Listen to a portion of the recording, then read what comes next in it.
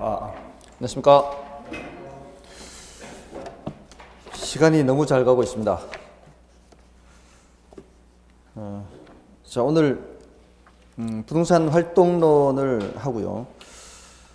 다음에 이제 감정평가론도 좀 들어갈 겁니다. 오늘 이제 부동산 개발론부터죠. 지난주에 이제 부동산 개발에 BTO, BTL 뭐 이런 것까지 했죠. 그런 것까지 했고요. 이제 부동산 개발의 타당성 분석부터 이제 할 텐데요. 금융론부터 좀 이제 복습을 해보겠습니다. 금융론을 지지난주까지 금융론을 조금 했었죠. 금융론에서 크게 세 파트로 나눠진다 그랬죠. 저당 상환 방법 하는 게 있었죠. 이 저당 상환 방법 할 때 이 저당이라는 단어는 저당 대출을 받았을 때 얘기죠. 저당 대출을 받았을 때 어떻게 상환하느냐 이거고요. 저당 유동화 할 때 요 저당은 뭐였어요? 요 사이에 집어넣어서 생각하는 거죠. 예, 저당 채권을 유동화한다 그랬죠. 저당 채권을 현금화하는 거라고 했습니다. 그다음에 자금 조달 방법이라는 게 있었고요. 이 자금 조달 방법에 하나는 이제 리츠 부동산 투자 회사였죠. 리츠라는 거 있고 하나는 프로젝트 파이낸싱을 이제 설명드렸습니다. 자, 일단 이런 내용들에서 자, 여기 조금 더 세분되면은 자, 저당 상환 방법에는 고정금리, 변동금리 하는 게 있었고요. 그다음에 원리금 균등, 원금 균등, 체증식 이렇게 있었고요. 저당 유동화에서는 저당 유동화의 개념, 구조, 효과, 저당 유동화를 통해 발행하는 증권. 자, 이렇게 나눠져 있었습니다. 자, 어떤 내용이 나오면은 사실 모든 것을 다 그렇게 할 수는 없지만 뭔가를 연상시킬 수 있으면은 괜찮아요. 고정금리가 나오면은 이걸 연상하면 돼요. 그죠? 요 예대 마진이 시장금리가 올라갈 때는 예대 마진이 줄다가 시장금리가 내려가면은 예대 마진이 늘어나는 것이 아니고 어떻게 한다 그랬어요? 조기 상환을 한다 그랬죠. 그렇게 되면은 이 금리 변동 위험을 누가 부담하게 되는 거다? 대출자가 부담하게 되는 거다 그랬죠. 그래서 나온 것이 변동금리라고 그랬죠. 변동금리는 일정한 마진을 먹을 수 있게끔 그러니까 오르락 내리락 하는 거죠. 그래서 늘 일정한 마진을 먹을 수 있기 때문에 금리 변동 위험을 차입자에게 전가한다 또는 금리 변동 위험을 차입자가 부담한다 이렇게 할 수 있고요. 다음에 이제 원리금 균등, 원금 균등, 체증식 상환은 은행에 이제 갖다 주는 돈이 원금과 이자의 합계를 갖다 준다라고 이제 전제를 하는 겁니다. 그러니까 만기에 원금을 한꺼번에 갚고 이자만 계속 갚아 나가는 거는 여기서 생각하고 있지 않는 거예요. 자, 원금하고 이자를 함께 갖다 주는데 그래서 여기가 원리금 지불액이죠. 원리금 지불액이 일정한 것이 있다면 원리금 지불액이 점점 증가하는 것도 있고 원리금 지불액이 점점 감소하는 것도 있지 않습니까? 이렇게 세 가지를 생각하면 된다는 거죠. 그래서 원리금 지불액이 일정하다 그거는 뭐예요? 원리금 균등 이렇게 말해서 금방 이 도표를 보면서 쉽게 얘기할 수 있으니까요. 원리금 균등 상환이 요놈이고 체증식 상환은 요놈이고 요거는 체감이라고도 하는데 원금 균등 상환이다 이렇게 얘기를 한다 그랬죠. 그리고 그 안에서 다시 더 원리금 균등 상환은 이자 지급분은 점점 감소하고 원금 상환분은 점점 이렇게 곡선의 형태로 증가해서 초기에 원금 상환분이 많지 않다 그랬죠. 그래서 만기의 절반이 되더라도 원금의 절반을 갚을 수가 없다. 그래서 약 3분의 2 정도 가야 원금의 절반을 갚을 수 있다. 이건 이제 좀 더 세부적으로 들여다보는 거고요. 원금 균등 상환에서도 자 여기서 처음에 이자 원금과 이자죠. 이자 원금. 원금 상환분은 이제 처음이나 나중에 똑같죠. 그러니까 원금 균등 상환이지만 이자 지급분이 점점 줄어들기 때문에 원리금 지급액이 점점 줄어드는 거죠. 자, 요거까지 하면은 이제 웬만한 건 또 정리가 되는 거예요. 여기에 뭐 난이도가 조금 높은 것도 있긴 해도 대체로 이 부분은 어렵지가 않아요. 이 파트는. 그다음에 이제 저당 유동화의 개념 구조 효과. 요것은 요 도표를 그리면 되죠. 저당 유동화의 구조를 나타내는 도표죠. 저당 유동화의 도표. 여기가 1차 저당 시장, 여기가 2차 저당 시장이죠. 개념은 현금화라고 이미 지지난주에 말씀을 드렸고요. 저당 유동화라고 하는 것은 현금화를 말하는 거고, 여기 이제 구조를 말할 때는 여기가 1차 저당 시장, 여기가 2차 저당 시장, 이렇게 나눠지죠. 자, 1차 저당 시장은 차입자와 1차 금융기관으로 돼 있어서요.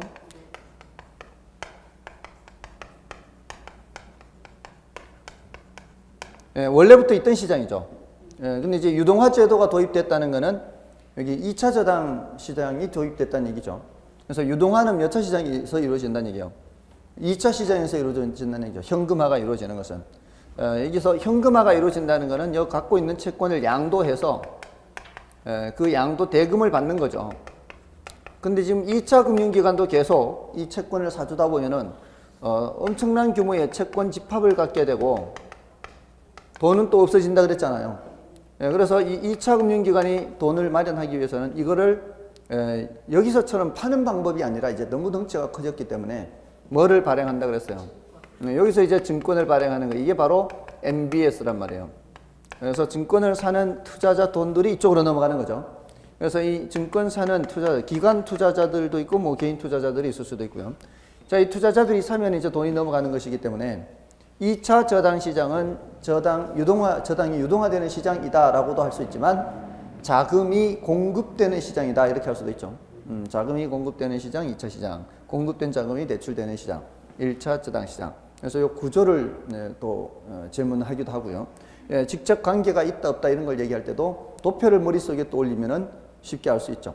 차입자는 2차 시장의 등장 인물이 아니죠. 그리고 이 2차 금융기관이나 투자자는 1차 저당 시장의 등장인물이 아니잖아요. 그래서 직접 관계가 없는 거죠. 그리고 2차 금융기관은 여기 있는 돈이 이쪽으로 넘어가도록 중개하는 역할을 하니까, 그래서 2차 금융기관은 유동화 중개기관이다 라고 얘기를 한다 그랬죠. 자, 이게 이제 구조였고요. 그 다음에 효과는 주체별로 보라 그랬죠. 우리나라는 얘 때문에 도입됐다 그랬어요. 1차 금융기관에 뭐를 높여주기 위해서? 유동성을 높여준다 그랬죠. 지금 당장 돈은 없을지라도 혹시라도 돈이 부족하게 되면은 갖고 있는 채권을 팔아서 돈 마련하면 되기 때문에 이게 이제 유동성이 높다라고 할 수 있는 겁니다. 자, 그러면 대출을 받기가 더 쉬워질 수 있죠. 차입자들은 돈을 더 쉽게 마련한다는 얘기는. 그래서 대출 받기가 더 쉬워지면은 자가주택 소유 기회가 증가한다 이렇게 하고요. 투자자 입장에서는 이렇게 예전에는 없던 새로운 형태의 증권이 개발이 됐단 말이에요. 그러면 이 새로운 형태의 증권을 포트폴리오에 편입을 하면은 보다 다양하게 포트폴리오를 구성할 수가 있죠. 그래서 앞에 포트폴리오 이론에서 얘기했던 것처럼 비체계적 위험을 더 많이 줄일 수 있다. 다양하게 포트폴리오를 구성함으로써 포트폴리오라는 관점에서 이제 이점이 있다 이렇게 생각하시면 되고요. 그다음에 2차 금융기관 입장에서 이게 국가 정책적 입장에서 생각을 하면 되는데, 그거는 이제 나중에 한다고 말씀을 드렸어요. 자, 이렇게 이런 이제 굵직굵직하면서도 그냥 간단한 핵심적인 내용 한 가지씩 정도만 해도요, 전체적인 흐름을 파악하는 데는 전혀 지장이 없습니다. 지금 이게 그 나무를 그린다면 굵은 가지를 그리고 잔 가지를 그린 거죠. 그리고 이제 이런 밑그림이 그려져 있다면은 나중에 이제 조금 더 세부적인 내용을 들어가더라도 별로 어렵지 않다는 거죠. 됐나요? 지금 따라오고 계시나요? 지금 어디 갔다 오셨어요? 지금 어디 갔다 오셨죠, 근데? 아니요. 집에서 오니까. 집에서 오셨어요? 네. 아니, 그게 아니라 지금 이거 말고 딴 데 뭔가를 생각하고 계신 것 같아서요. 아니에요? 여기 다 보여요. 이게 여러분들이 여기 앉아 계셔도 몸은 앉아 계셔도 이제 마음은 딴 데 갔다 오는 게 눈에서 보입니다. 그러니까 집중을 하셔야 돼. 이게 다 보여요. 졸면은 아예 혼이 빠진 거고, 졸면 혼이 빠진 거고, 졸지 않더라도 이제 이게 없다는 게 느껴집니다. 제가 옛날에는 이런 게 별로 눈치가 없어가지고 잘 몰랐는데요. 나이가 들다 보니까 눈치가 조금 늘었어요. 그래서 요즘은 와이프한테 잔소리 좀 덜 들어요. 와이프가 조금 이제 눈치가 이상하다 싶으면은 정석이 들고 왔다 갔다 하면 돼요. 일단 이러면은 잔소리가 좀 줄어듭니다. 혹시 결혼했나요? 안 했나요? 남자가 눈치가 좀 있어야 돼요. 눈치가 좀 있어야. 근데 남자들이 혹시 결혼했습니까? 안 했습니까? 남자가 이 눈치가 없으면은 이 중개 일도 마찬가지입니다. 오늘 이따 할지도 몰라요. 그런 얘기 하는데 그런 게 있어야 중개 일도 잘할 수가 있습니다. 사실은 그 장사 같은 거 하려면은 그런 눈치가 좀 있어야 돼요. 그래서 대체로 그 다른 거는 몰라도요. 이 중개 업무에서는 여자분들이 보통 조금은 더 잘하는 것 같아요. 좀 세세한 거, 굵직굵직한 거 말고요. 토지 같은 거는 이제 남자분들이 이제 잘하는데 이제 전월세 이렇게 주택 같은 경우에는 여성분들이 훨씬 나은 것 같아요. 아무튼 자 오늘은 뭐 그렇게 하고요. 자 여기 이제 저것도 했었죠. 부동산 활동로로 리츠 했죠, 리츠. 리츠는 이제 부동산 투자 회사입니다. 부동산 투자 회사는 뭐 때문에 도입됐다 그랬죠? 구조조정하는 회사를 지원하기 위해서. 그죠? 그래서 구조조정하는 회사를 어떻게 지원한다는 얘기예요? 사주는 거예요. 구조조정하는 회사의 부동산을 사주는 게 도와주는 거예요. 근데 그 구조조정하는 회사의 부동산을 사려면은 돈이 많이 필요하단 말이에요. 기업 부동산이니까. 그러니까 그건 큰 손 아니면 못 사는 거 아니에요. 근데 큰 손이 그렇게 많지가 않으니까 적은 돈을 갖고 있는 개미가 돈을 모아서 부동산 투자 회사를 만들어서 그 회사에서 사주는 거죠. 그래서 그 부동산 투자 회사에 이 주주로 참여하는 일반 투자자들은, 개미 투자자들은 간접적으로 부동산에 투자하게 된다 이렇게 얘기한다 그랬어요. 그때 이제 설립하는 회사가 리츠 부동산 투자 회사입니다. 근데 그게 우리나라는 구조조정 목적으로 이렇게 처음 시작됐기 때문에 구조조정 부동산 투자 회사에 대해서는 다양한 혜택을 준다 그랬죠. 그래서 지난주에는 구조조정 부동산 투자 회사의 혜택에 초점을 맞춰서 말씀을 드렸어요. 그래서 전체적으로 이제 부동산 투자 회사의 종류에 실체형과 명목형이 이렇게 있다 그랬죠. 실체형은 자기관리 부동산 투자 회사고 명목형은 위탁관리 부동산 투자 회사와 구조조정 부동산 투자 회사 이렇게 있다 그랬잖아요. 그러니까 구조조정 부동산 투자 회사는 명목형에 들어가는 거죠. 상근 임직원이 없는 거죠. 실체형은 상근 임직원이 있는 거고요. 이게 이제 설립자본금하고 최저자본금에서 여건이 좀 더 낮춰졌죠. 설립자본금은 5억, 3억 이렇게 된다 그랬고요. 최저자본금은 70억, 50억 이렇게 된다 그랬죠. 자, 여기서는 뭐 이 위탁관리 부동산 투자 회사도 같은 혜택을 보는 거지만 근데 이제 공모 규정으로 넘어가면 달라요. 그죠? 공모 규정으로 넘어가면은 자기관리 부동산 투자 회사나 위탁관리 부동산 투자 회사나 모두 공모를 해야 돼요. 일반인들로부터 30% 이상은 자금을 모아야 돼요. 그런데 구조조정 부동산 투자 회사는 공모를 안 해도 돼요. 공모 자체를 안 해도 된다고. 사모가 가능하다 그랬죠. 아름아름 아는 사람들끼리 하는 게 사모고요. 공모는 일간지에 공고를 해서 일반인들로부터 자금을 모아야 되는 게 공모예요. 공모. 일간지에 공고를 해요. 우리 공모주 청약하지 않습니까? 그런 형태로 해서 일반인들부터 모아야 되는 거는 공모예요. 공모. 근데 자기관리와 위탁관리는 30% 이상 공모를 해야 돼요. 근데 구조조정은 공모 안 하고 그냥 아는 사람들끼리 아름아름 하면 된다고요. 거기에다가 주식 분산에서 혜택이 있었죠. 주식 분산에서 1인당 주식 보유 한도라 그랬어요. 그것이 자기관리는 30% 이상이고 30% 이하고 위탁관리 부동산 투자회사는 40% 이하인데 구조조정 부동산 투자회사는 제한이 없다 그랬죠. 그거 보지 마세요. 들으세요. 그거 봐봐야 못 찾아요. 지금 안 듣고 지금 그거 찾으면 안 들려요. 그냥 설명 들으면 돼. 처음 시작할 때는. 그거 찾다가 보면은 못 찾아 그냥 지나가는 겁니다. 그래서 그렇게 30%, 40% 제한 없음 이런 혜택을 줬고요. 또 처분 제한 기간에 혜택을 줬어요. 처분 제한 기간이 뭐예요? 샀던 부동산을 되파는 거를 못하게 하는 거죠.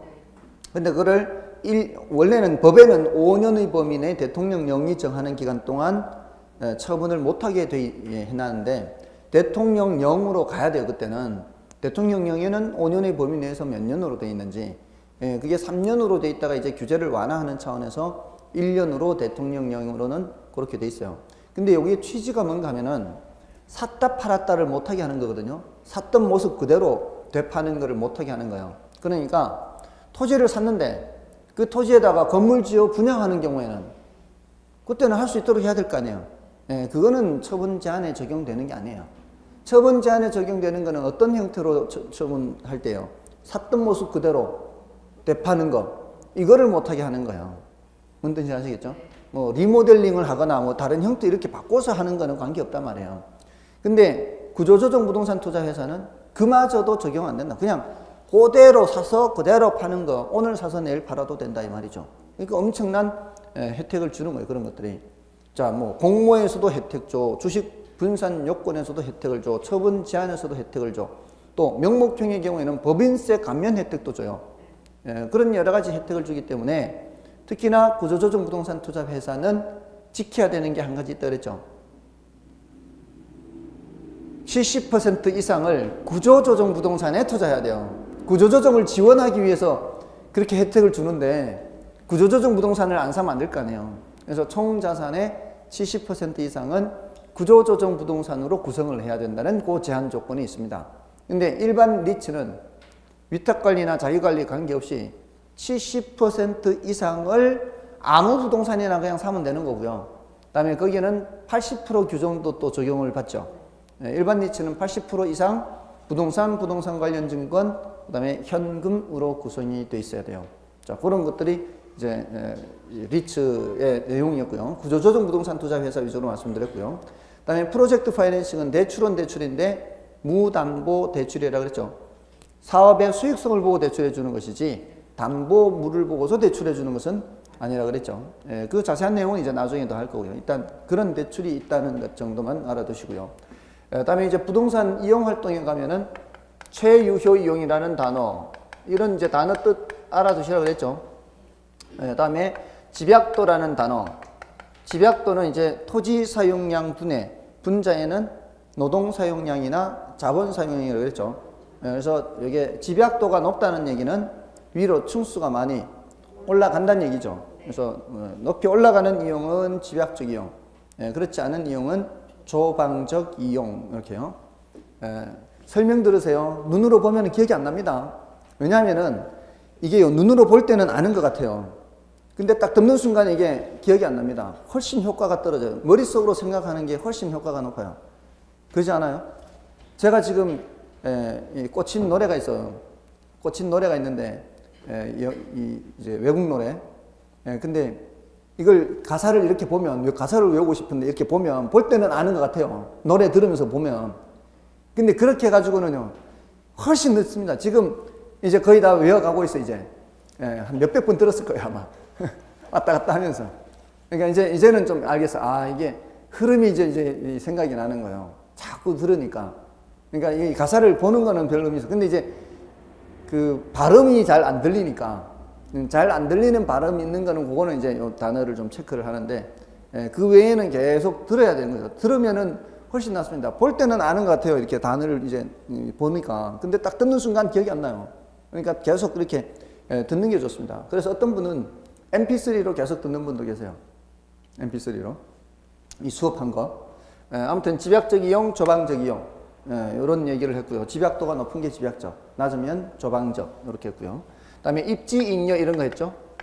입지, 잉여라는 거는, 입지는 위치란 뜻이라 그랬어요. 입지, 위치. 잉여는 남는 거. 그러니까 위치가 좋아서 남는 이익. 길목이 좋다, 목이 좋다라고 할 때 입지, 잉여 이런 거를 한다 그랬죠. 그 다음에 스프롤은 무슨 뜻이에요? 스프롤은 도시가 무질서하게 외곽으로 확산되는 현상이죠. 무질서하게 확산되는 거예요. 그래서 이거는 주로 이제 후진국이나 개발도상국에서 도시 계획이 부족하기 때문에 나타나는 현상이에요. 그래서 외곽에다 뭐를 설정을 해요? 외곽에다 개발 제한 구역을 설정한다 그랬죠. 그린벨트 설정하는 게 도시가 무질서하게 나가지 못하게 외곽에다 이제 잡는 거죠. 그다음에 직주 분리, 직주 접근 이런 것도 있죠. 직장과 주거지가 분리되는 현상, 그리고 직장과 주거지가 다시 가까워지는 현상, 뭐 이런 단어들을 좀 설명드렸습니다. 그러면서 직주 분리가 되면은 도심은 공동화 현상이 되고 외곽은 침상 도시가 될 수 있다. 그리고 다시 직주 접근이 되면은 고충화 현상이 나타나. 안으로 사람들이 들어오게 되면은 안에 땅은 한정되어 있는데 그 많은 사람을 수용을 해야 되니까 위로 올라가게 되겠죠. 뭐 그런 내용을 했고요. 다음에 이제 부동산 관리에 가서는 부동산 관리에 영역에서 자부시 했죠. 자부시. 우리 교재에서는 없었어요. 자산 관리, 부동산 관리, 시설 관리. 자산 관리, 부동산 관리, 시설 관리.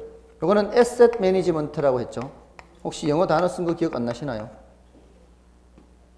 안 했나요, 이거? 한 거 같죠? 이건 프로퍼티 매니지먼트. 그래도 이 정도면 훌륭한 거죠. 얘기를 했는데도 기억이 안 난 게 심각한 거죠. 한 거 같죠? 그러면은 아주 훌륭하신 거예요. 생각이 나니까. 자, 이거는 소유주 부를 극대화한다 그랬어요. 가장 적극적인 관리고요. 이건 다른 자산도 고려하면서 부동산을 보는 거고요. 이거는 다른 자산은 안 본다 그랬죠. 그래서 이건 부동산의 운영 수익을 극대화한다 그랬어요. 제가 알던 이 부산놈, 그 얘기 했잖아요. 그 예를 들어서 말씀을 드렸잖아요. 처음에 부동산 관리만 하다가 나중에 자산 관리까지 한다고요. 됐나요? 그 다음에 시설 유지 관리. 이거는 영역이 점점 좁혀져 가는 거죠. 그 다음에 부동산 관리의 내용에서는 법경기 했죠.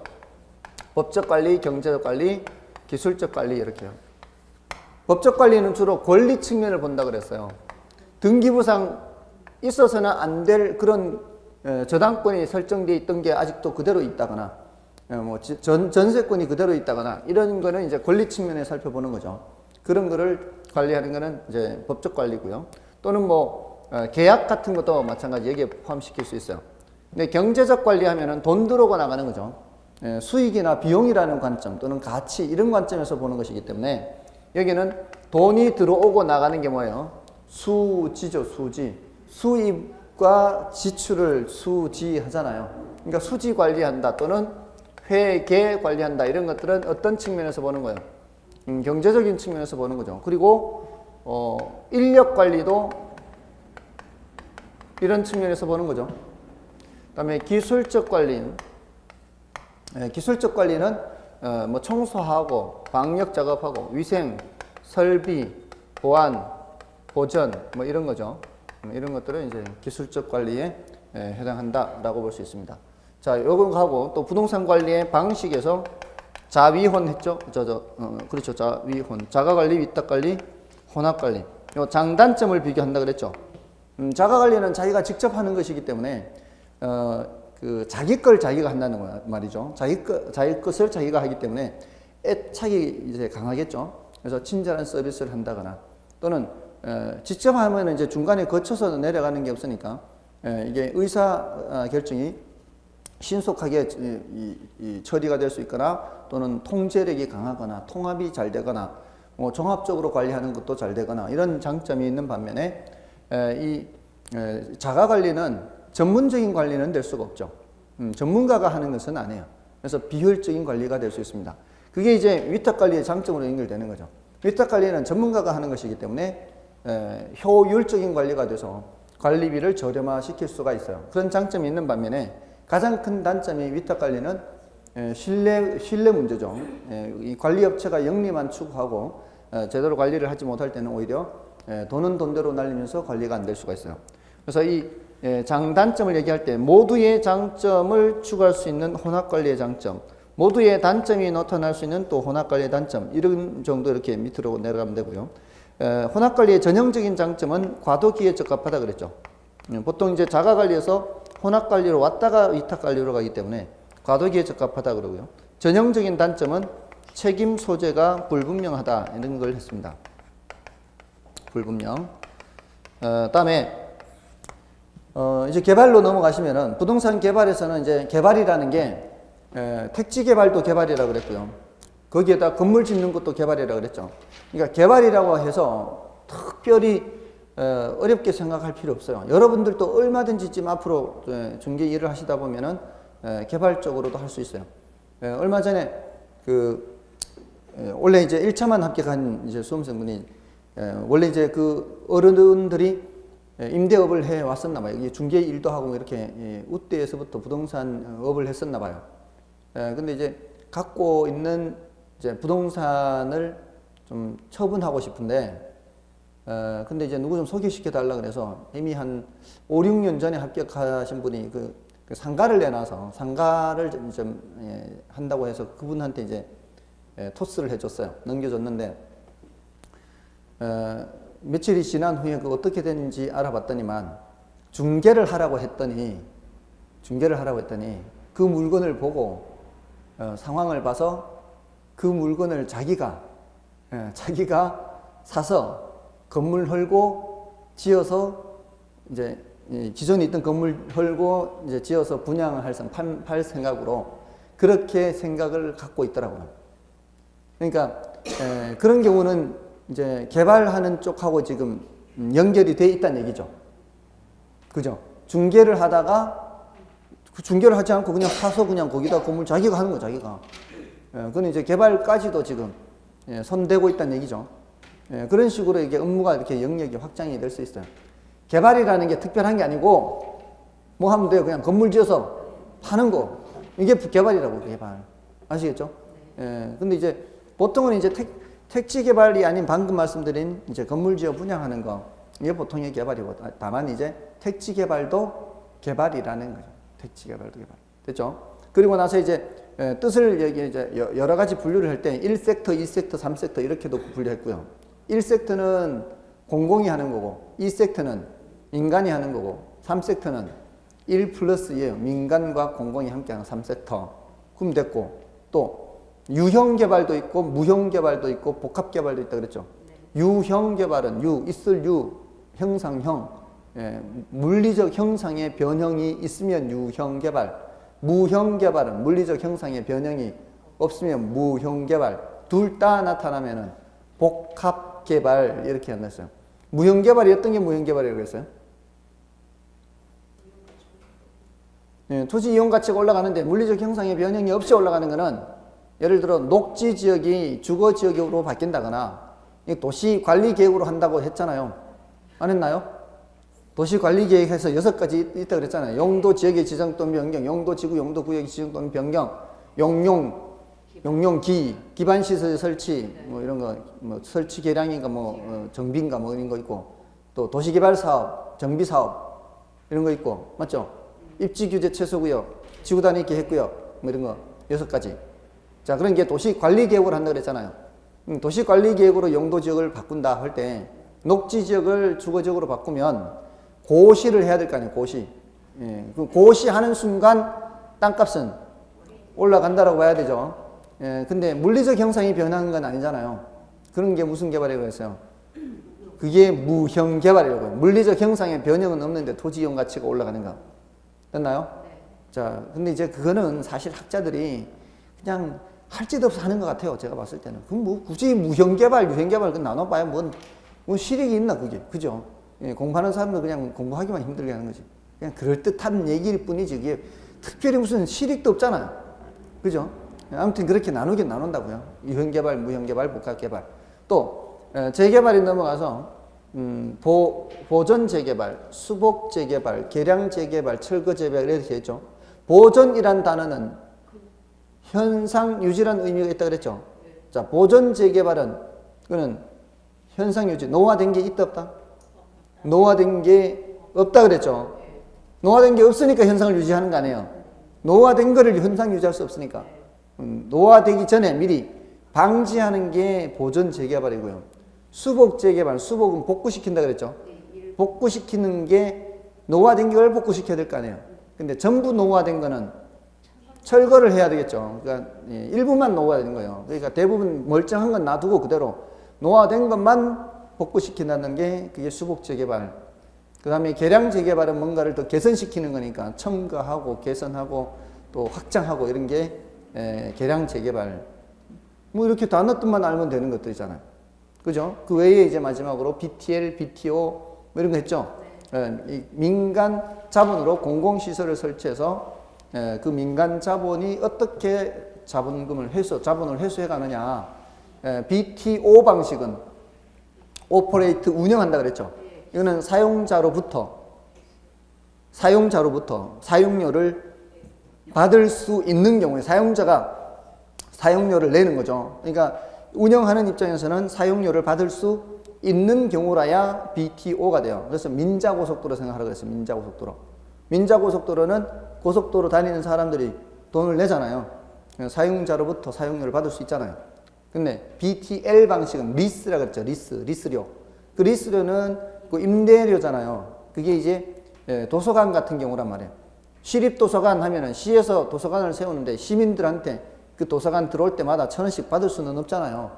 그러니까 그거는 이 사용자로부터 이 사용료를 징수할 수가 없는 경우에는 시에서 매달 리스료를 줘야 되는 거죠. 됐나요? 자, 그런 식으로. 다 했죠? 네, 그게 지난주에 한 거예요. 그리고 지지난주에 한 것까지 조금 말씀을 드렸어요. 금융론에서. 자, 오늘은 이제 개발해서 나머지 내용들이요. 자, 나머지 내용 타당성 분석부터요. 타당성 분석. 자, 이 타당성 분석이라고 타이틀이 나와 있는데 이 타당성이라는 게 뭐겠어요? 한번 생각해. 타당성이 타당하다, 타당하지 않다. 타당하면 뭐요? 타당하면은 하는 거고, 타당하지 않으면 안 하는 거죠. 타당성 분석하는 게 뭐겠어요? 이거 개발 사업이잖아요. 지금 개발 사업이 타당하냐, 타당하지 않냐 이렇게 하는 게 타당하면 뭐 하는 거고, 개발하는 거고, 타당하지 않으면은 안 하는 거죠. 그러면 이제 타당한지 타당하지 않은지를 따지려면은 결국은 내 주머니에서 나가는 돈하고 내 주머니에 들어오는 돈하고 비교해야 되는 거 아닌가요? 그게 나가는 돈에 비해서 충분한 수익이 되는 돈이 들어와야 될 거 아니에요. 그거 따져보는 게 뭐예요? 그거 타당성 분석이에요. 그럴 거 아니에요. 근데 이거는 이미 앞에 투자론에서도 했어요. 투자론에서 제가 1년에 500만 원씩 들어오는 원룸 주택이 있는데 그게 모두 20칸이다. 그럼 500만 원에 20칸 하면은 총 1억이 들어온다 그랬잖아요. 근데 그게 다 들어오는 건 아니라 그랬잖아요. 공실이 있을 수도 있고 하니까 그걸 감안해서 내 주머니에 실제 들어오는 거는 유효 총소득이다 하면서 그게 다 내 주머니에 남는 게 아니라 그랬죠. 그래서 경비 빼고 빚 갚고 세금 내고 이게 최종적으로 나한테 얼마 남는지를 보고 또 나중에 처분할 때 또 얼마 들어오는지를 보고 내 주머니에 지금 내가 투자하는 금액이 얼마인지를 보고 그 투자한 금액하고 들어오는 돈하고 비교해서 아, 이 정도면 괜찮겠네 이렇게 해서 이제 할지 말지를 따져야 될 거 아니에요. 똑같아요. 투자론에서도 그렇게 한 것처럼 개발에서도 그렇게 하는 거예요. 다만 이제 투자론에서는 이미 개발된 부동산을 매입할 때 나가는 돈이고 그리고 매달 이제 임대료 수입이나 이렇게 들어오는 이 수입하고 나중에 처분했을 때 다시 들어오는 이렇게 따지는 건데 개발할 때는 나가는 돈이 무슨 돈이 나가겠어요? 개발할 때 나가는 돈. 아까 그 큰 거 생각하지 말라 그랬잖아. 아까 그 소개했는데 지금 거기다 개발 생각한다 그랬잖아요. 개발할 때 뭔 돈이 나가야 돼요? 개발을 여러분이 하신다면 땅을 사야 될 거 아니에요. 땅 살 때 돈 나갈 거 아니에요. 또 땅 사면 바로 수익이 생겨요. 또 지어야 될 거 아니에요. 거기다가 뭐예요? 그럼 건축비 2개면 돼요. 2개면 건축비 안에 나머지는 다 들어간다고요. 거기 그 자재 가격 그 사람 인부도 써야 되고 그 건축비 그거는 그 안에 건축비 안에 다 들어간다고요. 여러분들 아파트 원가 공개해라 원가 연동제 이렇게 할 때도 둘로만 크게 나눠요. 크게 택지비와 건축비 이렇게 아파트 그 원가 공개할 때도 됐나요? 그럼 택지비와 건축비인데 이 두 가지가 나가는 돈이잖아요. 그러면 들어오는 돈은 뭐겠어요? 다 지어가지고 분양을 한 분양 수익금이 들어올 거 아니에요. 그게 들어오는 돈이에요. 여기서는. 그러니까 투자론에서도 결국 돈이 나가고 돈이 들어오고 이거 계산하는 거고 개발론에서도 돈이 나가는 거 들어오는 거 계산하는 거죠. 여러분한테 계산하라고 절대 안 그럴 거니까 계산하는 건 걱정 안 해도 되고 그냥 그렇게 돈이 나가고 들어오겠구나 이걸 따져야 되겠구나 이거는 해야 될 거 아니에요. 그거 하는 게 무슨 분석이라고요? 타당성 분석이라고. 그럼 타당성 분석이 어려운 게 아니라 그냥 그렇게 하는 건데 그게 타당성 분석이에요. 근데 자 투자론에서도 결국 그게 타당성 분석이에요. 결국은. 근데 앞에서 투자론에서 제가 500만 원에 20칸 했잖아요. 그 500만 원이 어디서 나왔을까요? 아니 500만 원, 그 500만 원. 1년에 500만 원이 들어온다 그랬잖아요. 1년에 이 500만 원이 나오는 걸 어디서 어떻게 알 수 있을까요?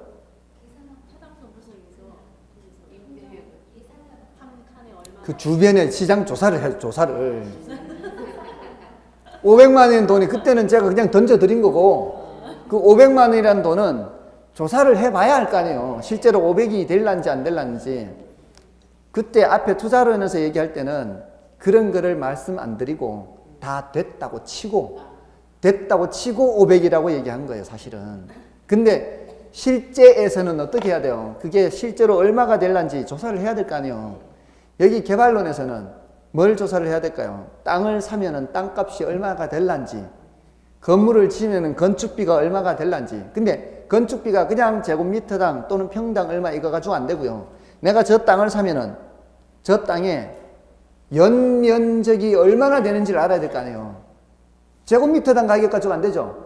연면적이 있어야 연면적이 1000제곱미터냐 연면적이 2000제곱미터냐에 따라 제곱미터당 얼마에다가 곱하기 해서 나올 거 아니에요. 그러려면 뭘 알아야 될까요? 용적률 알아야지, 건폐율 알아야지, 다 알아야 되죠. 시장 조사해서 분양하면 분양가 수입 얼마나 들어오는지 조사해야 되죠. 분양 안 되면 세를 놔야 될 거 아니에요. 임대. 그럼 임대 보증금이 얼마인지 다 조사를 해야 되겠죠. 계산을 하기 위해서는 이 자료가 있어야 돼요, 없어도 돼요. 자료가 있어야 될 거 아니에요. 앞에 투자론에서는 이미 다 조사했다고 치고 한 거고 여기에서는 그것까지도 얘기하는 거예요. 그래서 타당성 분석이 제일 중요한 단계인데 그 전에 자료 수집까지도 해야 돼요. 그런 단계를 다 합쳐서 이 부동산 분석이라고 하는데 부동산 분석에서 지역 경제 분석 이렇게 하고요. 지역 경제 분석. 다음에 시장 분석이고요. 시장성 분석이고요. 타당성 분석이고요. 자, 이제 뭐가 나와요, 지금? 타당성 분석이 나오죠. 투자 분석이에요. 뭐가 제일 중요한 단계라고요? 이 타당성 분석이 제일 중요한 단계예요. 그래서 결국은 계산해서 수익성이 있다 없다 판단을 하는 거니까. 그래서 이걸 타이틀로 내세운 거예요. 거기 지금 타이틀이 부동산 개발의 타당성 분석하면서 그렇게 나오고 있잖아요. 맨 위에 타이틀이. 그죠? 그게 지금 얘가 이제 가장 중요한 단계다 이 말이에요. 이걸 대표로 내서서 하는 건데 지금 우리 교재에서는 GCC 타투가 없죠. 이 세 가지를 합쳐서 넓은 의미의 시장 분석이라 하고요. 이 두 가지를 합쳐서 경제성 분석이라 그래요. 우리 교재에서는 이렇게 돼 있죠. 시장 분석과 경제성 분석으로 돼 있죠. 이거 중요해요. 이 다섯 개로 나누는 것도 중요해요. 아시겠어요? 5개로 나누는 게 그 용어의 뜻을 다 알아야 돼요. 그 밑에 있는 거는 별로 중요하지 않아요. 그 밑에 3번, 4번은 별로 중요하지 않아요. 그 2번인 분류가 중요한데 그 분류의 이 세분된 것을 알고 있어야 돼요. 세분된 거를. 자, 이제 좀 각각을 구별할 수 있어야 돼요. 우리 시험이 이제 물으니까 시장 분석이라 하면 뭐뭐뭐뭐다. 근데 시장성 분석의 내용을 쓰면 안 되는 거죠. 시장성 분석이란 뭐뭐뭐뭐다 하는데 시장 분석의 내용을 쓰면 안 되는 거죠. 그걸 구별해야 된다고. 자, 이게 뭔 소리냐면은 지역 경제 분석. 지역 경제 분석은 그 지역의 전반적인 걸 다 보는 거예요.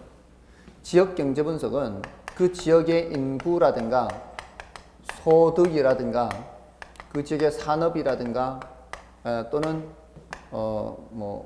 이 교통이라든가 전반적인 걸 다 보는 거거든요. 자, 왜 그런가 하면은 자, 여기는 서울 같은 경우는 너무나 큰 도시라서 이게 좀 다를 수가 있는데요. 지방광역자치단체 중에 뭐 150만, 뭐 이런 200만 이런 도시 있죠. 자, 어떤 도시가 그 정도 규모가 될까요? 150에서 200만. 일단 서울 빼고요. 부산도 300만 가까이 되죠. 어디? 서울, 부산, 인천도 크죠. 너무 크니까 이런 건 빼고. 대구가 한 200만 정도 되나요? 자, 그러면 대구 200만 칠게요. 200 꼭 그런 광역시가 아니라도 괜찮아요. 뭐 50만 되는 도시라도 괜찮고, 뭐 괜찮습니다. 자, 근데 200만 정도 되는 도시다 그러면은 그 정도면은 백화점은 몇 개 정도면 적당할까요? 백화점 200만 명 정도 되면 백화점이 한 4개에서 많으면 5개 그 정도예요. 많으면 5개. 이게 인구가 나오잖아요. 인구가 나오면은 그 인구에 걸맞는 부동산의 규모나 종류가 또는 개수가 이게 대체적으로 나와요. 대체적으로. 그 인구에 따라. 자, 여러분들 그 대도시 좀 큰 도시일수록 백화점 하나가 커버하는 인구가 좀 많은 편이에요. 거제 아시죠? 거제. 요즘 막 조선 경기가 안 좋잖아요. 거제는 30만이 안 돼요, 도시가. 그게 주민등록상 도시는 25, 6만 정도밖에 안 돼요. 근데 일하러 외지에서 오는 사람들이 많기 때문에 상주 인구는 한 30만 가까이 돼요. 자, 도시가 30만 밖에 안 돼요. 그런 외따로 떨어져 있는 이런 도시의 경우에는 30만 정도면 백화점이 하나가 근근히 먹고 살 수 있는 정도는 돼요. 백화점 하나가. 근데 거기는 지금까지 소득 수준이 높았죠. 소득 수준이 높았잖아요. 소득 수준이 높은 곳은 그런 곳은 30만이라도 괜찮을 수 있어요. 소득 수준이 높으니까. 근데 지금 그걸 또 뭘 봐야 되는가 하면 산업을 봐야 돼, 산업. 지금까지는 3, 40년 동안 조선으로 잘 살아왔잖아요. 근데 지금 조선이 많이 죽잖아요. 그럼 앞으로는 잘 안 될 수가 있죠. 그 지역의 산업이 뭔지를 봐야 대략적인 게 좀 보이지 않나요? 그죠? 그리고 교통도 봐야 되는 게 거기 이제 부산하고 거제하고 연결하는 거가대교 10m 내에 연결됐죠. 자, 거제도에 들어가기가 쉽죠. 반대로 어떻게도 쉬울까요? 나오기도 쉬워요. 거기 사람들이 부산에 와서 쇼핑을 할 수 있어요. 그러면 이제 백화점이 안 될 수 있다고요. 그래서 대체로 대도시 옆에 붙은 도시 있죠.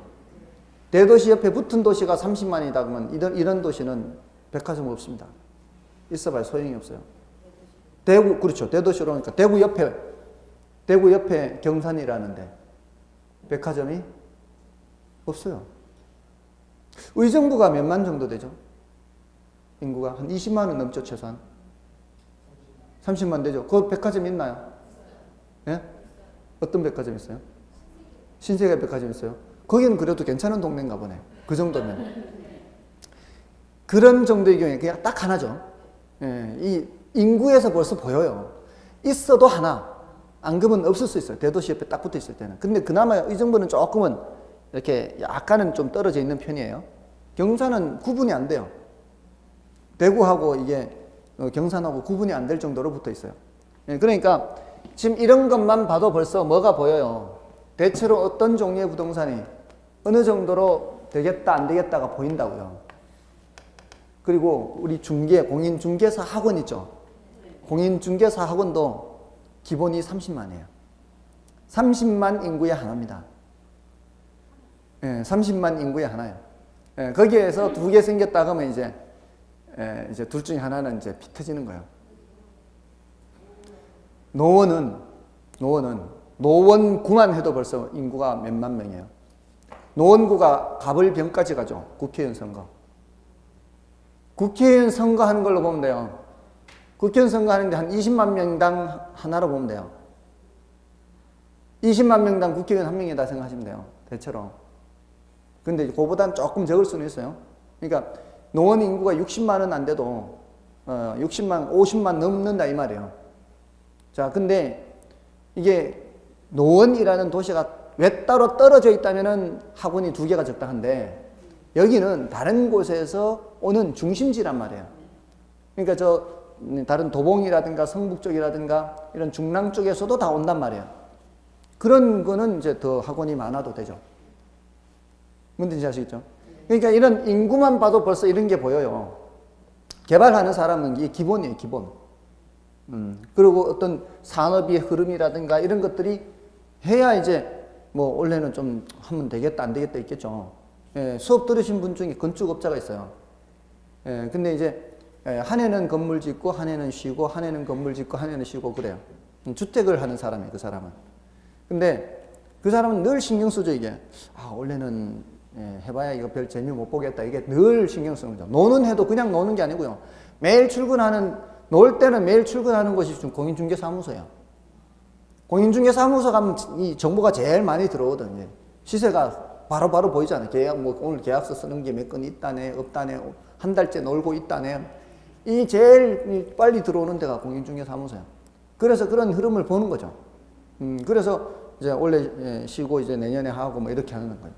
그래서 2년 전에 제가 알았는데 2년 전에 쉬는 해에 이제 공부하러 온 거예요. 건축사 자격증을 갖고 있으니까 굳이 뭐 합격할 필요는 없지만 공부를 한다고 이제 왔는데 그 해에 2차까지 합격해야 되는데 1차만 합격한 거예요. 쉬는 해에 1차만 합격하니까 그 다음 연도 어떻게 일해야 되잖아요. 일하니까 공부 못하니까 안 됐죠. 근데 원래 또 쉬는 해잖아요. 원래 쉬는 해인데 공부를 안 했어. 계속 이제 자격증 없는 거예요. 저하고 똑같은 입장이에요. 저도 자격증 없어요. 뭐 자랑은 아니지만 아무튼 그렇게 이제 흐름을 본단 말이에요. 자, 이런 것들을 전반적으로 살펴보는 게 지역 경제 분석이라고요. 됐나요? 그러면서 늘 하는 얘기가 그런 사람들은 이제 이 지역의 경제가 어떻다 늘 이제 그런 얘기하는 거예요. 그런 흐름 속에서 판단을 해야 되니까. 자, 그러면 이제 시장 분석으로 가야 돼요. 좁은 의미의 시장 분석이에요. 이건 넓은 의미의 시장 분석이고. 시장 하면 뭐 생각하라 그랬어요? 수요 공급 생각하라 그랬죠? 수요 공급 생각하라 그랬어요? 자, 그러면은 시장을 분석한다. 뭘 분석해야 돼요? 수요 공급을 분석해야 된다고요. 수요 공급을. 자, 앞에 우리 투자론에서도 이미 했지만 어떤 사업이든지 사업할 때 제일 걱정스러운 게 뭐라 그랬어요? 사업할 때 제일 걱정스러운 거. 장사 안 되는 거 제일 걱정이에요. 장사 안 되는 거. 제일 걱정스러운 게 장사 안 되는 거라 그랬잖아요. 그 장사가 왜 안 된다 그랬어요? 수요가 너무 없거나 공급이 너무 많거나 사람들이 살 사람이 없거나 경쟁자들이 많아서 막 주택을 막 지었든가 상가를 짓든가 하면 장사가 안 되는 거 아니에요. 그러니까 그걸 분석을 해야 될 거 아니에요. 지금 수요 공급 상황이 어떤지를 봐야 지금 내가 위험을 좀 줄일 거 아니에요. 뭔 뜻인지 아시겠어요? 그 수요 공급 분석해야 된다고. 그렇지 않겠어요? 아무렇게 그냥 무턱대고 할 수는 없잖아요. 그러니까 그게 수요 공급 분석하는 게 그 전반적인 거 이런 걸 보면서 늘 중개사무소에 가서 보고 듣는 게 그거라고요. 평소에 하는 게. 근데 제가 방금 그 말씀드린 그분은 주택을 짓는다 그랬죠. 그럼 그 사람은 특히 뭐에 대한 수요 공급 분석을 해야 돼요? 주택에 대한 수요 공급을 분석해야 돼요. 주택이 지금 지어놨는 게 얼마나 지금 안 팔리고 있는지, 지금 짓고 있는 게 얼마나 있는지. 됐나요? 그 수요 공급 분석을 하는 거죠. 찾는 사람은 얼마나 있는지. 자, 그러면 그 사람은 주택을 개발해요. 자, 만약에 여러분들이 개발하신다면 뭘 또 해보실래요? 해보신다면 뭘 개발하시고 싶어요? 만약에 한다면 생각이 안 나면 제가 알려드릴게요. 상가 하세요. 상가. 앞으로 상가 개발하세요. 뭐 하실래요? 그냥 오피스텔 하시고 오피스텔. 상가 개발하고 이제 오피스텔 개발하는 거예요. 자, 그러면 상가를 개발한다면 뭘 분석을 해야 될까요? 상가 수급 분석을 해야 되겠죠. 상가 수급 분석이에요. 상가. 지금 상가를 짓고 있는 게 얼마나 있는지, 지어놓은 상가 중에 지금 공실이 얼마나 있는지, 안 팔리고 지금 임대 세 놓습니다 이렇게 써붙여 놓고 빈자리가 얼마나 되는지 이걸 봐야 될 거 아니에요. 상가를 개발하니까. 오피스텔을 개발하면 뭘 봐야 돼요? 오피스텔의 수급을 봐야 될 거 아니에요. 오피스텔 지어놓은 곳 중에 지금 얼마나 공실이 있는지, 오피스텔 지금 짓고 있는 건 얼마나 있는지. 뭔 뜻인지 아시겠어요? 자기가 뭐를 개발하고자 하느냐에 따라 그 분석을 해야 될 거 아니냐고요. 자, 그럼 이 위에 이 지역 경제 분석하고 시장 분석은 뭔가 좀 다르겠죠? 지역경제 분석은 전반적인 거 다 보는 거죠. 맞잖아요. 전반적인 거 싹 다 보는 건데 이거는 그 특정 부동산에 대해서만 수급 분석을 하는 거죠. 자, 그러면은 주택을 개발하는 사람이 한 지역경제 분석하고 상가를 개발한 사람이 하는 지역경제 분석하고 오피스텔을 개발하는 사람이 분석한 지역경제 분석하고 큰 차이가 있어요? 없어요?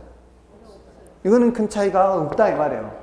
그 지역의 인구, 소득 이거는 누가 봐도 다 똑같은 식으로 나와야 될 거 아니에요. 근데 시장 분석에서는 차이가 있겠어요? 없겠어요? 이제 시장 분석에서는 차이가 있어야 되겠죠. 주택 개발하는 사람은 주택 수급 분석해야 되고 상가 개발하는 사람은 상가 수급 분석해야 되고 이제는 됐어요? 이제 차이점을 아시겠죠? 자, 이러면은 이걸 표를 뭐라고 할까요? 여기다가 상가 수급 분석할까요? 오피스텔 수급 분석할까요? 주택 수급 분석할까요? 공장 수급 분석할까요? 그러니까 특정이라고. 그래서 특정 부동산의 수급 분석하는 거예요. 이게 개발하고자 하는 부동산을 말하는 거예요. 됐나요? 그 특정 부동산의 수급 분석을 하는 거예요. 자, 그러면 이제 좀 차이가 나죠, 이제? 자, 그럼 시장성 분석은 뭐냐면, 자, 이 부동산이 보통 이제 원룸을 예를 들어 볼게요, 이번엔. 옛날에 원룸 나왔을 때가 벌써 한 20년 가까이 됐나요? 20년 가까이 된 것 같아요. 원룸이라는 게 이제 이렇게 나오기 시작했던 때가, 그때는요, 원룸이 진짜 원룸이었어요. 안에 아무것도 없어요. 안에 아무것도 없어요. 보통 이제 취사나 이런 거 이제 간단하게 하는 건데, 그 외에는 진짜 아무것도 없는 원룸이었어요. 근데 요즘은 원룸에 TV도 있고, 냉장고도 있고, 다 있잖아요. 왜 그렇게 됐을까요? 새로 짓고 하는 사람들이 기존에 이미 지어놓은 원룸보다는 더 뭔가를 더 차별화시켜서 자기 상품이 어필이 되게 하고 팔리게 하려면 뭔가를 또 컨셉을 다르게 해야 될 거 아니에요. 그런 과정에서 계속 그렇게 업그레이드가 되어 온 거라고요. 그러면 여러분들이 뭔가를 개발한다면 아무렇게나 하면 되겠어요? 안 되겠어요? 뭔가 차별화되는 뭔가를 생각하면서 해야 될 거 아니에요.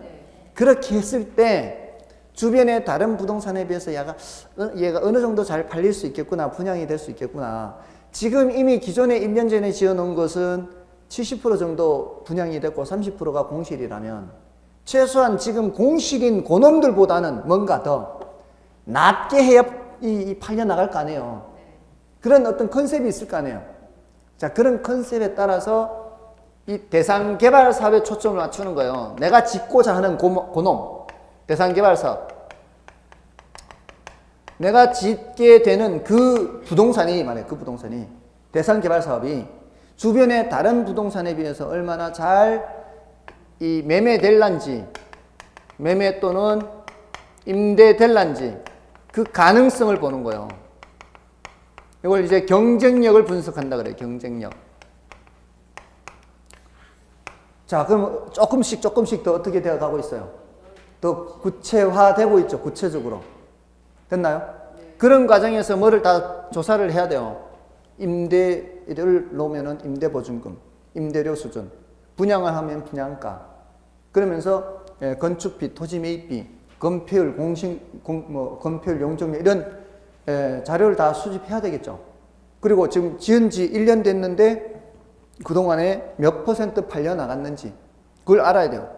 왜냐하면 내가 지어도 만약에 70% 정도 팔려 나갔다면 내가 지어도 어쩌면은 앞으로 1년 동안 70% 정도 팔려 나간다면은 분양 수익금이 어느 정도 들어오겠구나, 또는 임대보증금이 얼마나 들어오겠구나 예측할 수 있잖아요. 그래야 들어오는 돈과 나가는 돈을 계산할 수 있을 거 아니에요. 여기서 계산을 해야 되니까. 그러니까 이 분석을 하면서 이때는 여기서는 각종 자료를 수집해야 돼요. 자료 수집. 자, 그런 자료를 수집하고 이제 그걸 가지고 여기서 이제 활용을 하는 거죠. 여기서. 자, 그거 가지고 이제 여기서 뭐 해야 되는 거예요? 돈 계산하는 거예요. 돈 계산. 현금 수지 측정이라고 해요. 현금 수지 측정. 해야 될 거 아니에요, 이제. 현금 수지 측정해서, 이제 드디어, 이 정도면 할만하다. 그렇지 않다. 할만한 건 뭐예요? 수익이 충분히 된다는 얘기죠. 그거는 이제 수익성을 본다는 수익성. 자, 그래서 타당하면 뭐예요? 통과. 타당하지 않으면은 이제 그 기각 이렇게 해가지고 결정을 하는 거예요. 근데 지금 여기 투자 분석이 있는 거는 자, 내가 고려하는 그 개발 사업이 후보지가 여러 군데가 있다면 만약에 A도 B도 C도 이렇게 여러 군데 후보지가 있다면 A도 타당하고 B도 타당하고 C도 타당하다. 다 타당할 수도 있어요. 만약 예를 들어. 자, 다 타당하면은 다 하면 좋겠죠. 다 수익이 충분하다는 얘기 아니에요. 근데 내가 갖고 있는 돈이 얼마 없어요. 그러면은 이 중에서도 제일 좋은 놈, 한 놈 또는 두 놈을 골라야 될 거 아니에요. 충분치 않을 때는. 그 최종 결정 내리는 게 바로 투자 분석이라 그래요. 최종 결정 내리는 게. 됐나요? 최종 결정 내리는 걸 투자 분석이라 그래요. 최종적으로 투자를 할 거냐 말 거냐. 그러니까 타당하냐 그렇지 않느냐 해서 바로 이렇게 선택이 되는 게 아니라 그 중에서도 제일 좋은 선택이 뭔지를 파악하는 것. 그 뭐예요? 최종 결정 내리는 것 투자 분석이에요. 자, 그러면 우리 시험에는 이렇게도 나왔어요. GCC 타투 이렇게. 순서를 모르요 순서를. 이 순서를 바르게 나열한 것은 이렇게 나온 적도 있어요. 자, 그러면 이거를 이해를 한다면 이거 외울 필요도 없죠. 제일 먼저 뭐를 해야 되니까?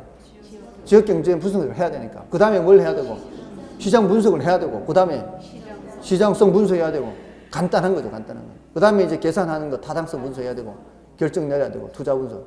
됐나요? 이렇게 이해를 하면은 외울 게 없어요, 외울 게. 됐죠? 자, 그거를 이제 둘로 나눌 때는 넓은 의미의 시장 분석과 경제성 분석으로 나누는데 우리 교재에는 이렇게 나눠져 있단 말이에요. 됐나요? 그래서 그 내용을 이제 일단은 지금 단계에서는 그런 정도로 보시고 나중에 기본서에는 이렇게 나올 거예요. 다음에 그 밑에 3번의 시장 분석의 구성 요소나 그 4번은 별로 중요한 건 아니니까 참고로 보셔도 되고요. 굳이 외울 건 할 필요는 없어요. 다음에 111쪽에는 경제 기반 분석에 이제 LQ라는 게 그나마 좀 체크를 할 만한 내용이었는데 LQ가 이번 시험에 제가 최근 몇 년간 LQ가 안 나와서 이번에는 나올 수도 있겠네요. 나왔으면 좋겠네요. 했던 것 중에 하나가 요 LQ요. 나왔어요. 나와서 이제 내년에는 중요도가 낮아요. 그래서 일단은 중요도 낮은 거는 패스. 지금 단계에서는 그런 것들은 다 패스예요. 됐죠? 됐나요? 예, 좀 쉬고 이제 뒷부분 내용 하겠습니다.